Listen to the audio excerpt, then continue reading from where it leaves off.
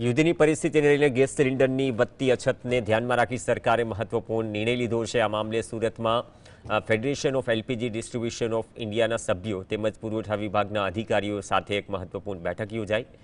બેઠક દરમિયાન ગેસ વિતરણ વ્યવસ્થાને સુચારુ બનાવવા માટે કેટલાક કડક અને જરૂરી નિર્ણયો લેવાયા।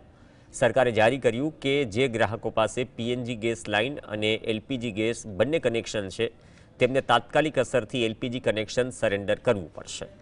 આ નિર્ણયનો મુખ્ય હેતુ ગેસનો યોગ્ય અને સમાન ઉપયોગ અથવા તો વિતરણ સુનિશ્ચિત કરવાનો છે।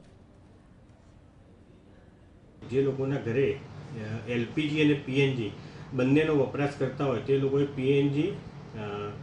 પીએનજી કસ્ટમરે એલપીજીના ગેસ સિલિન્ડર જે તે ગેસ એજન્સીમાં જમા કરાવવાના છે।